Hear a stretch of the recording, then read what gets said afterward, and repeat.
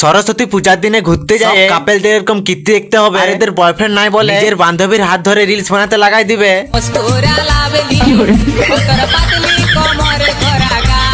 চলো সরস্বতী পূজার দিনে ঘটনাগুলো তোমাদেরকে সব শুরু থেকে বলি। তো প্রথমে সকালবেলায় ঘুম থেকে উঠে মুখটা ধুয়ে করে সকালে টিফিনটা করে নি, তারপরে চানটা করে নিয়ে ড্রেসটা পরে চলে আসি ভীমপুর বাস স্ট্যান্ডে। আজকে সরস্বতী পূজা বলে সেইজন্য আজকে ঘুরতে যাচ্ছি। তারপরে বাসটা চলে আসছে, বাসটায় চাপে করে চলে আসি আমরা পিড়াকাটা।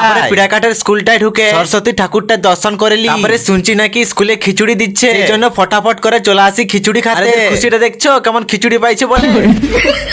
তারপরে খিচুড়ি খাওয়া হয়ে যেতে যাচ্ছিলাম আমরা পার্কের দিকে, দেখি না এক জায়গায় লোক দমে জড়ো হয়ে আছে। তারপরে ভালো করে দেখতে দেখি না এখানে খাবার দেওয়া হচ্ছে, সেইজন্য এখনো হাতে করে খাবারটা নিয়ে লাগাই দিলাম। কেউ লোভী বলবে না, এরকম রাস্তাঘাটে যদি ফ্রিতে খাবার দেই অবশ্যই খাই দিতে হয়, ওটা আবার ঠিক আমরা লোভী আছি একটু।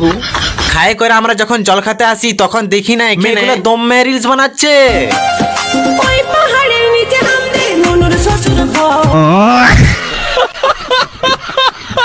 এদের রিলস বানাতে দেখে আমার বন্ধুগুলা বলছে এদের মধ্যে যাকে হোক একজনকে হলেও পটাতে হবে। দেখছো আমার বন্ধুগুলা কেমন স্বপ্ন। তারপরে আমরা ঢুকে যাই পিড়াকাটা পুলিশ লাইন পার্কে। এখানে ঢুকে দেখি না কাপলদের যা সিন চলছে। দেখতে দেখতে এই বছরে সরস্বতী পূজাটাও পেরায় গেল, কিন্তু এখনো পর্যন্ত একটা গার্লফ্রেন্ড বানাতে পারলাম না। মনে হয় সারা জীবন এরকম ভাবে সিঙ্গেলই থাকি। আর হ্যাঁ, আরো যদি এরকম নতুন নতুন ভিডিও পেতে চাও অবশ্যই আমাকে ফলো করে। হ্যাঁ, যাওয়ার আগে একটা কথা শুনে নাও, শুনুন।